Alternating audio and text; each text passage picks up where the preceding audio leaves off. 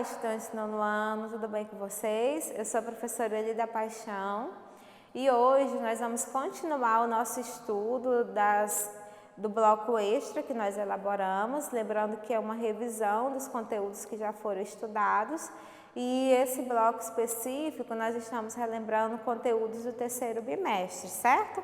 Hoje nós vamos ler uma crônica regional. Após a leitura e discussão de algumas questões dessa crônica, nós vamos discutir também alguns aspectos linguísticos, como os elementos coesivos, feitos a partir das conjunções coordenativas e das conjunções subordinativas. E continuando esse estudo de conjunções, nós vamos abordar também as orações subordinadas substantivas a partir dessa crônica, certo? Então, lembrando que essa crônica que nós vamos ler, ela foi produzida por uma aluna da Rede Municipal de Palmas, é bem interessante e ela foi escrita na época das Olimpíadas de Língua Portuguesa pela aluna Ana Beatriz Rodrigues Paes, da Escola Beatriz Rodrigues da Silva, orientada pela professora Marilda Belisário, certo? Então, vamos fazer a leitura dessa crônica. Vocês vão gostar muito, é uma crônica bem interessante, uma discussão, uma narrativa bem leve, bem legal. Então, vamos ver aqui.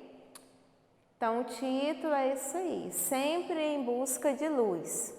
Era uma tarde quente e ensolarada, algo comum na cidade de Palmas, que tem o calor como sua marca registrada. Naquela tarde, minha mãe me comunicou que precisaríamos ir a Taquaralto, bairro que é muito conhecido pela sua grande aglomeração de comércios de rua. Ele é bem distante de onde moro e, como não temos carro, nossa única opção era recorrer ao nosso Gol, trocadilho que eu e minha mãe usamos para grande ônibus lotado. Enfrentar o ônibus cheio por mais de 30 minutos com o sol de rachar justifica bem o slogan da cidade, Palmas, cidade do calor humano. Saímos de casa após o almoço, em horário de pico. Isso só tornaria tudo mais cansativo. Pegamos o ônibus e, como era de se esperar, lotado e sem nenhum lugar para sentar. De repente, algo me chamou a atenção, ou melhor, alguém. O olhar de uma garotinha me levou a uma viagem sem sair do lugar. A criança aparentava ter por volta de 7 anos, seus cabelos encaracolados escorriam por toda a sua pele, cor de chocolate, que se destacava ainda mais com o vestidinho cor-de-rosa que usava. Ela havia notado que eu e minha mãe estávamos em pé e tratou logo de se sentar no colo de sua mãe para liberar um assento. Minha mãe, já cansada com todo aquele trajeto, se sentou e seguimos viagem. A menina, que também aparentava cansaço, sussurrou algo no ouvido de sua mãe, que no mesmo instante retirou de sua bolsa um pacote de biscoitos de chocolate. A garotinha abriu um sorriso radiante ao ver o que sua mãe segurava. Sem pensar 2 vezes, ela abriu a embalagem e direcionou aquele olhar cativante para mim. Foi aí que pude escutar sua voz. Você quer um biscoito? Surpresa com a atitude da pequena, respondi.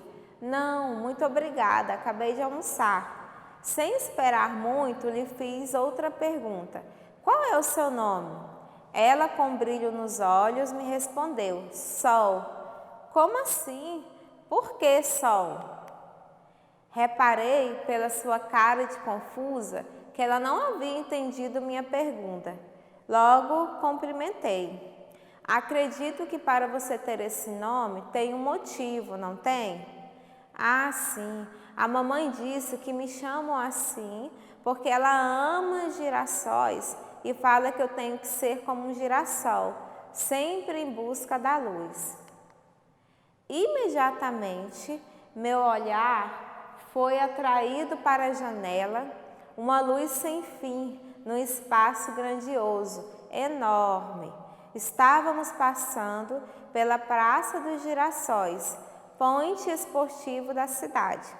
Entreolhamo-nos com pupilas sorridentes em um diálogo sem palavras.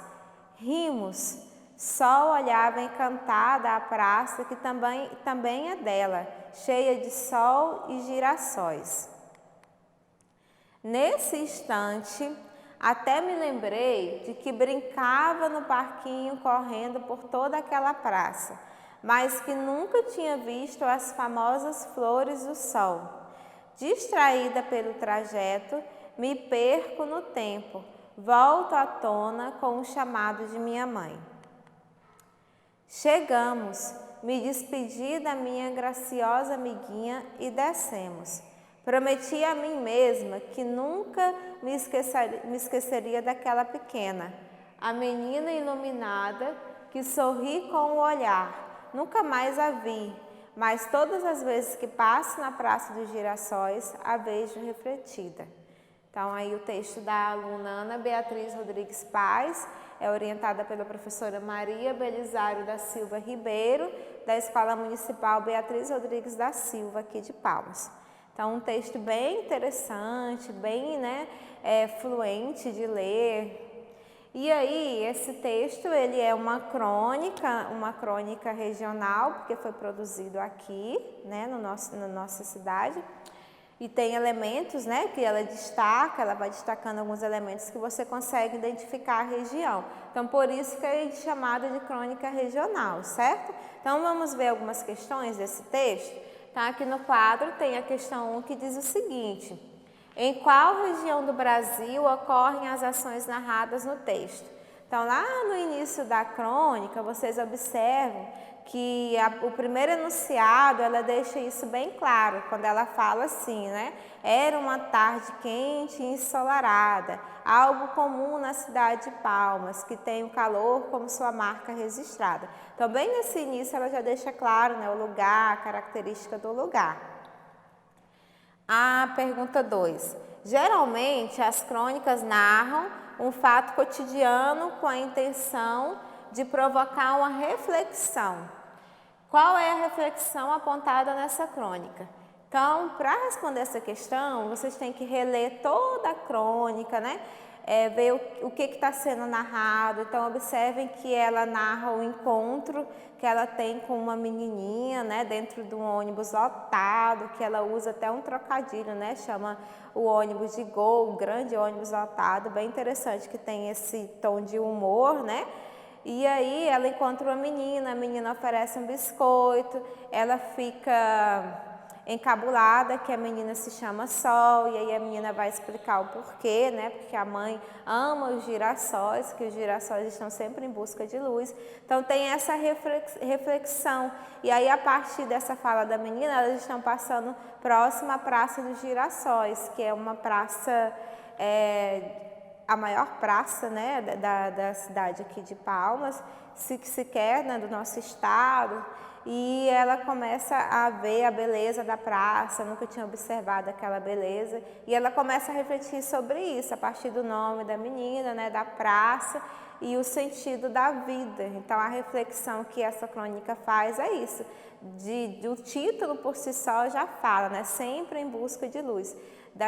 No encontro com uma menininha de 7 anos dentro de um ônibus, em que a menina sai do assento, senta no colo de sua mãe para deixar o assento livre, ela já começa a ver algumas atitudes que a gente tem que ter nas relações humanas, de cordialidade. Então, a crônica ela vai trazendo, apontando algumas reflexões a partir disso. Então, para responder essa questão, vocês vão ter que reler e tentar identificar esses valores, essas intenções que a crônica está fazendo, certo?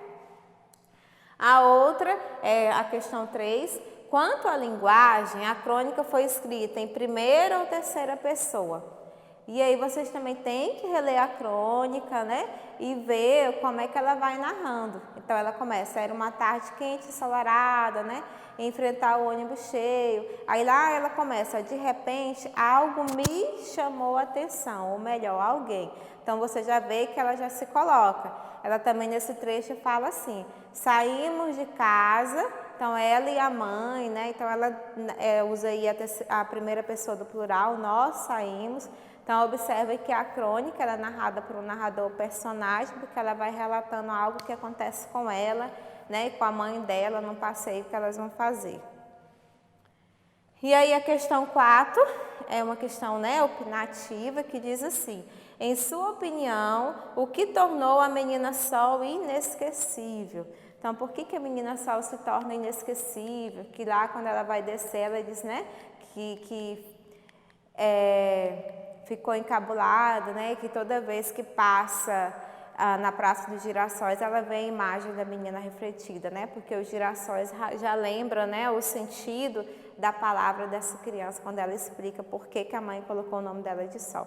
Então, essa questão também ela é de opinião, vocês que vão produzir uma resposta a partir da opinião que vocês tiveram, a partir dessa relação que vocês identificam aí entre o narrador personagem e essa menina que ela encontra no ônibus, que é chamada de Menina Sol, certo?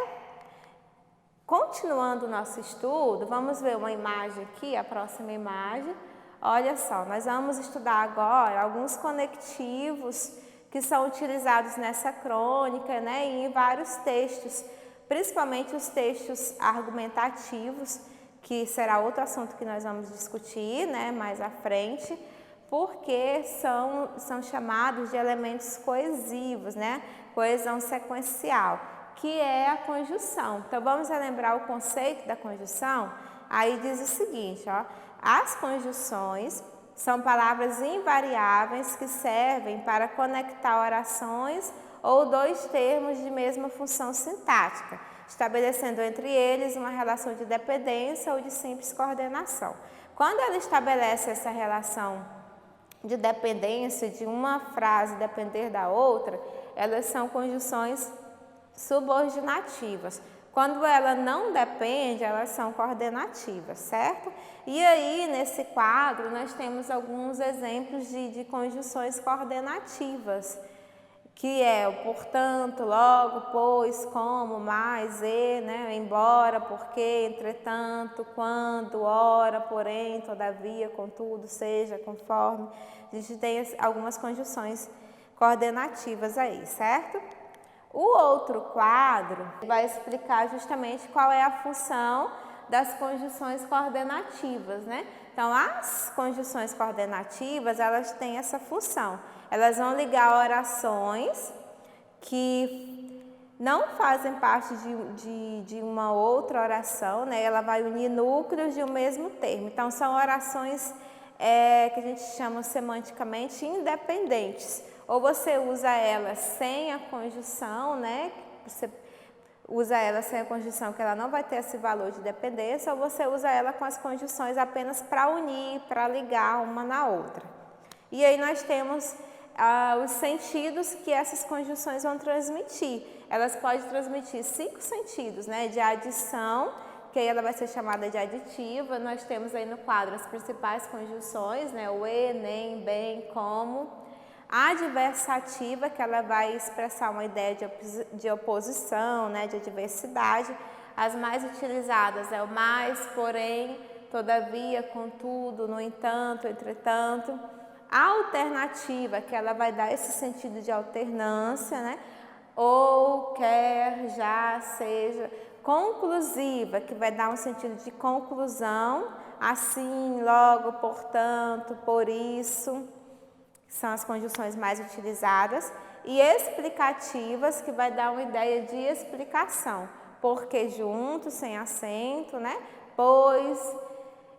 E lembrando que as conjunções coordenativas são bem usadas nos textos. No texto que nós lemos, vocês olhando lá, relendo ele, vocês vão ver algumas conjunções que nós utilizamos, principalmente o mas, o porquê, junto, aparece lá. Tem até algumas questões no bloco sobre isso, tá? O outro quadro vem mostrar as conjunções subordinativas, né? Então, elas são subordinativas porque elas vão ter uma relação de dependência. Sempre que você utilizar a conjunção, essa conjunção ela vai ligar a segunda oração à primeira. Nós vamos ver isso daqui a pouco, quando eu estiver explicando as subordinadas substantivas, tá? Vamos relembrar só algumas conjunções subordinativas, alguns sentidos que elas expressam, né? Especificamente, a maioria que tem nesse quadro são das adverbiais, que vocês já estudaram, né? Nos blocos anteriores, até no bloco extra, se eu não me engano, do segundo bimestre, tem esse assunto aí, que é a condicional, que é o se, a comparativa, a mais utilizada é o como, a causal, o porquê junto, ele também vai dar esse sentido de causa, né, de motivo. A temporal, mais utilizada aí o quando. A concessiva, embora, é uma das mais utilizadas. Consecutivo, que. As conjunções finais, que também utilizam o que, para que, né? E as integrantes, que nós usamos o que ou o se. As conjunções integrantes, elas são utilizadas especificamente nas orações subordinadas substantivas, que é o assunto desse bloco de estudo de vocês. Então, vamos ver um quadro aqui, que está bem, vamos ver aqui um quadro próximo. Então, esse daí é um mapa mental dessas orações, né? Tá bem bagunçadinho assim, mas eu vou tentar explicar ele melhor no quadro ali com as frases que foram retiradas lá da crônica, só para relembrar para vocês que as orações subordinadas substantivas, elas vão exercer uma função sintática de alguns termos que nós estudamos na sintaxe, né? Que são justamente esses aí, ó, que está em destaque. Elas vão exercer a função de sujeito, de objeto direto, de objeto indireto, de predicativo, complemento nominal e de aposto. E isso que será a análise da segunda oração, né? Sempre relacionando a primeira. Essa primeira oração ela é chamada de oração principal. E aí essas setinhas ele puxou a explicação, né, de cada uma, o que vocês têm que observar. E aí também tem alguns exemplos. Mas nós vamos ver isso mais especificamente no exemplo que está aqui no quadro. Vejamos aqui comigo, porque esses exemplos são retirados do texto que nós estudamos, né? E aí fica melhor para vocês compreenderem esse assunto, certo? Então, aqui, a primeira oração diz assim, ó, é possível que a menina Sol tenha 7 ou 8 anos. Então, essa oração, ela é subordinada a partir da conjunção integrante que. Então, o que até o ponto aqui nós vamos chamar de oração subordinada substantiva. E nesse caso, ela é uma substantiva subjetiva. Por quê? Porque na oração principal nós temos um verbo de ligação que inicia essa oração. Então, sempre tem alguns termos que vocês podem prestar atenção para poder ficar mais fácil a classificação dessa oração, certo? Então, sempre que na oração principal aparecer um verbo de ligação, essa segunda oração que começa da conjunção integrante que, ela vai ser uma oração subordinada substantiva subjetiva, porque ela vai exercer a função de sujeito, né, da oração principal. A segunda oração diz assim, ela me perguntou se eu queria um biscoito. Vejam que aqui a conjunção integrante mudou, em vez do que é o se, que é a outra também que é utilizada. Lá naquele quadro nós vimos o se como condicional, mas ali é em outro assunto, quando ele tem essa função de condição. Aqui não está dando nessa condição, né? Que ela está ligando uma oração na outra, né? Então, essa oração ela é uma objetiva direta, por quê? Porque na oração principal eu tenho o verbo perguntar, e o verbo perguntar é um verbo transitivo direto. Então, sempre que eu tiver um verbo transitivo direto na oração principal, essa segunda oração ela vai ser uma subordinada substantiva, objetiva e direta, porque ela vai funcionar como objeto direto da primeira oração, ok? A terceira oração, necessito de que você sorria mais. O que é a conjunção integrante, ele está até o mais aqui, ele vai ser uma oração subordinada objetiva e indireta. Por quê? Porque na oração principal eu tenho um verbo transitivo indireto. Por que eu sei que ele é indireto? Porque eu fiz uso de uma preposição. Quem necessita, necessita de alguma coisa.